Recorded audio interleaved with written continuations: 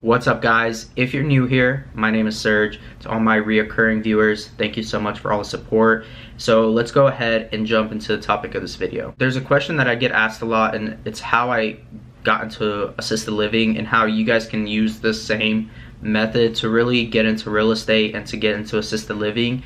And it is seller financing. Let's say I'm selling my business, I'm selling my assisted living business, and someone approaches me and they're like, Serge, I only have X amount of dollars to put down as a down payment.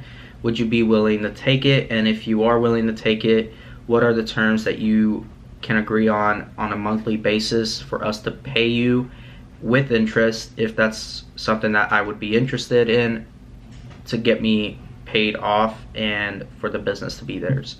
So initially what it is that the seller carries a loan really on the note of the business until that note's paid off.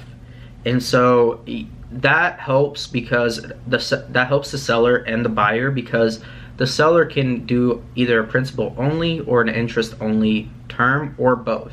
So you do principal and interest. Usually what I've seen is that interest rates with seller financing are competitive to banks, but they are just a little bit higher.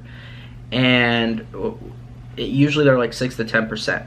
So with seller financing, for sellers, it's really good because they normally do get their asking price, and they're able to do that because they're getting paid in payments, right? And they don't have to wait, and it's usually a quicker turnaround time on when they sell their business. It's a faster closing.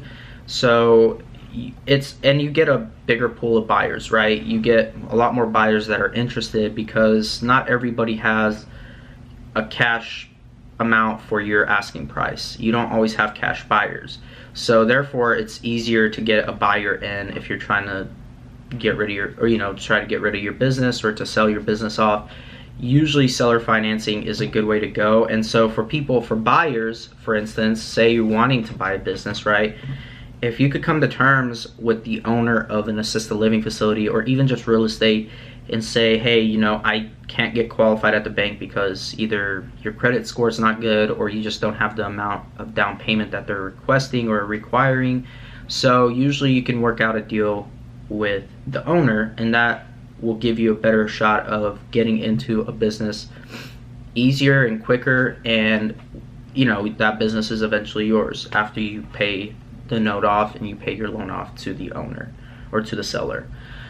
So with that being said, guys, that's an easy way to do it. I have seen it done with assisted living time and time again. It's a pretty common thing to do with assisted living because it's hard to get an SBA loan for assisted living from what I've seen, and they just take forever. And just any type of loan really from a bank to when it comes to buying an assisted living, unless you have investors who want to invest in the real estate and then you run the business. And I've seen that scenario. That's something that I probably will eventually do as well, just to expand.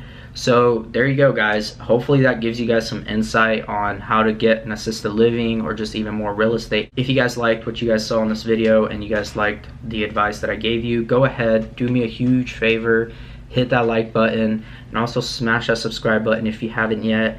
And thank you guys for all the support, and I'll see you guys all in the next video. God bless. Bye.